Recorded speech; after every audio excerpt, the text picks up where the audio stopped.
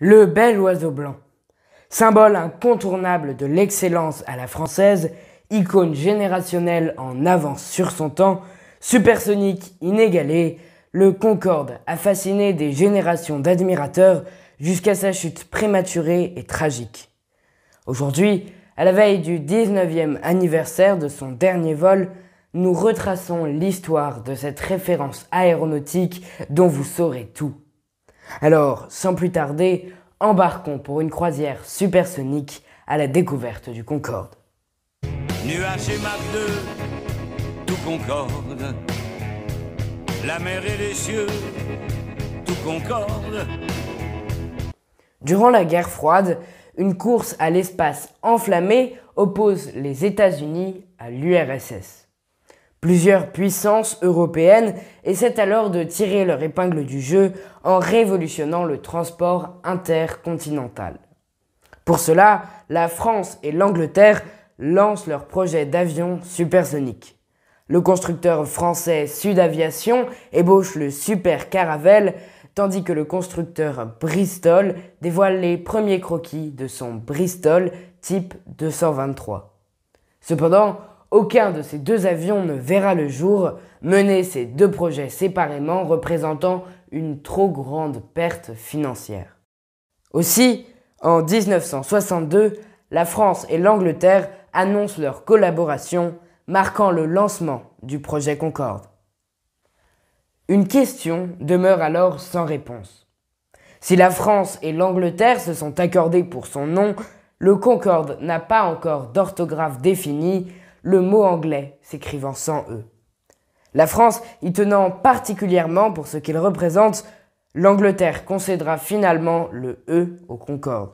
Le projet est enfin lancé. Rapidement, les premières maquettes de l'avion sont publiées, tandis que l'échéance est fixée à 1970 pour l'avion commercial. Cela ne laisse que 7 ans au constructeur, mais qu'importe, le Concorde sera prêt à temps. Un grand nombre d'innovations technologiques majeures, présentes aujourd'hui dans la grande majorité des avions de ligne, ont été initiées par le Concorde, qui possédait un arsenal de technologies précurseurs. Parmi les plus communes aujourd'hui figure le pilote automatique, qui permet maintenant à un appareil de décoller, de voler en croisière, puis d'atterrir sans la moindre intervention manuelle des pilotes. On citera aussi les commandes de vol électriques et analogiques qu'il fut le premier avion civil à posséder. Enfin, il fut le premier à bénéficier du système de freinage révolutionnaire qu'est le SPAD. Celui-ci permet entre autres de réduire de 15% la distance de freinage d'un avion sur un sol sec et assure une bien meilleure sécurité sur un sol mouillé. Grâce à ces 3 innovations majeures et à bien d'autres, le Concorde parvient à garder une longueur d'avance sur son concurrent américain, le Boeing 2707. En effet, selon plusieurs sources, le constructeur ne parvient pas à atteindre Mach 2 et ne comprend même pas de quelle manière ce serait envisageable. Ce Boeing supersonique n'en restera donc qu'au stade de projet et jamais aucun prototype ne sortira d'usine. La concurrence soviétique que constitue le Tupolev 144 est souvent jugée déloyale. En effet, plusieurs espions de l'URSS ont été arrêtés en France en possession d'informations confidentielles sur le Concorde. Ils ont immédiatement été expulsés, mais ont valu au supersonique russe, trop semblable au Concorde, le surnom de Concorde Ski. Bien que mis en service 3 ans avant le Concorde, le Tupolev 144 ne transportera en tout et pour tout que 1394 passagers, son exploitation commerciale ayant été rapidement abandonnée après 2 accidents meurtriers. Sans concurrence et fort de nombreuses innovations techniques, le Concorde est attendu par le monde entier. Le 2 mars 1969, un an avant l'échéance initialement prévue, le prototype Concorde 001 effectue son premier vol sous le regard des caméras du monde entier. Le vol, très médiatisé, durera 29 minutes. C'est le premier succès d'une grande série pour le Concorde, salué dans le monde entier. En effet, 6 mois plus tard, au cours de son 45e vol d'essai, un nouveau prototype parvient à atteindre le mur du son, soit Mach 1. Enfin, un an après ce vol mémorable, un autre va rentrer dans l'histoire. Le 4 novembre 1970, au cours de son 102e vol d'essai, le bel oiseau blanc atteint son objectif de Mach 2, soit 2 fois la vitesse du son, ou 4270 km/h, vitesse qu'il maintiendra pendant près d'1 heure. Le Concorde est enfin prêt à voler pour de bon. Commence alors un tour du monde promotionnel pour le Concorde, devenu une icône photographiée dans le monde entier. Grâce à l'engouement qu'il suscite, de nombreuses compagnies aériennes, d'abord sceptiques, se résolvent à acheter le bel oiseau blanc, symbole de vitesse et d'excellence. En 1973, seulement 10 ans après le lancement du projet, une quinzaine de compagnies ont déjà commandé 65 Concorde. Pour lui, tout concorde, ou du moins en apparence. Malheureusement pour lui, le Concorde consomme beaucoup. Cela peut paraître évident au vu des performances incroyables qu'il accomplit en vol, mais il paiera ce défaut au prix fort. En effet, en 1973, à l'heure où le premier choc pétrolier cause une crise économique mondiale de grande ampleur et où, dans le même temps, les préoccupations écologiques animent la planète, le Concorde inquiète. Sa rentabilité est fortement remise en question. Pour cette raison, entre 1973 et 1975, toutes les commandes du supersonique sont progressivement annulées. Toutes, sauf 2, les 16 appareils des compagnies nationales françaises et anglaises, Air France et British Airways. Air France effectue alors les liaisons régulières Paris-Rio de Janeiro, Paris-Caracas, Paris-Dakar, Paris-Mexico, Paris-Dallas et Paris-Washington. Vous l'avez peut-être remarqué, le mythique vol Paris-New York ne figure pas dans cette liste.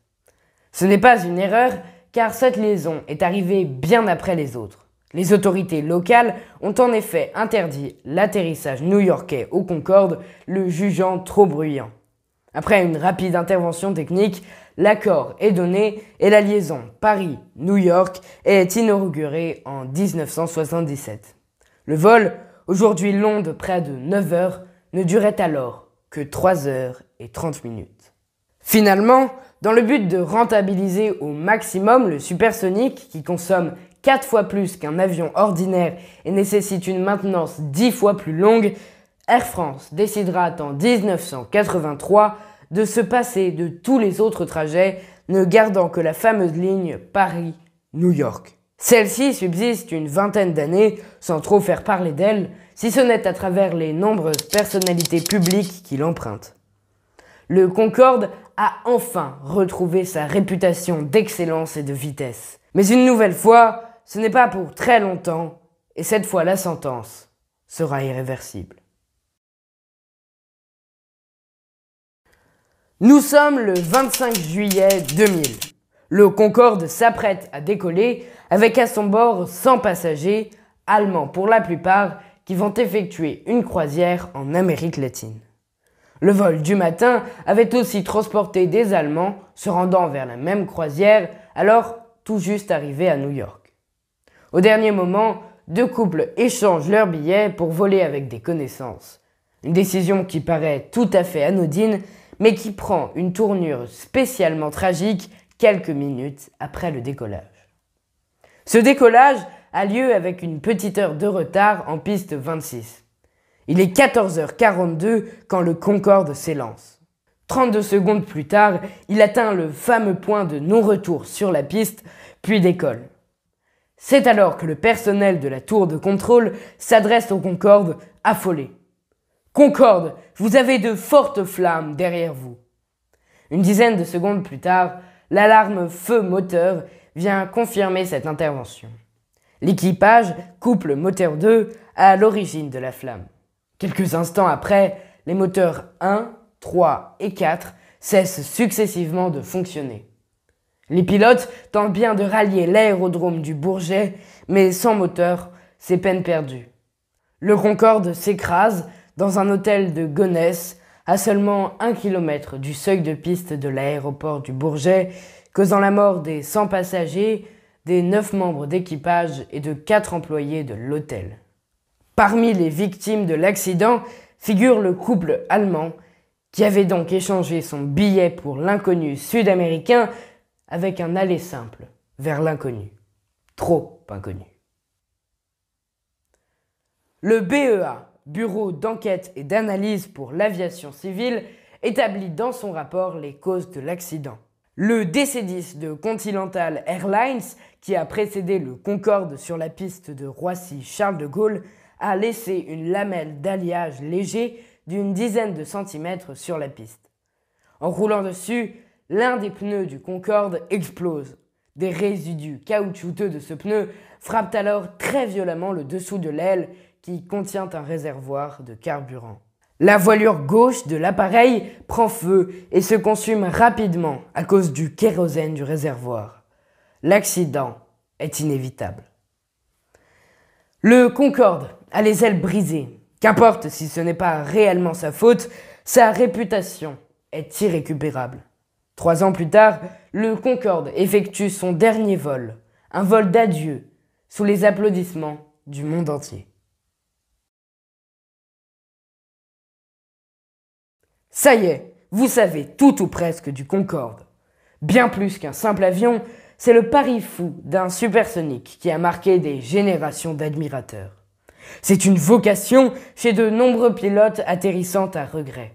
C'est un symbole de la réussite, du progrès, de l'excellence et de la vitesse française. C'est la première collaboration aéronautique franco-britannique qui donnera plus tard l'influent constructeur Airbus. C'est enfin un supersonique en avance sur son temps, encore inégalé aujourd'hui.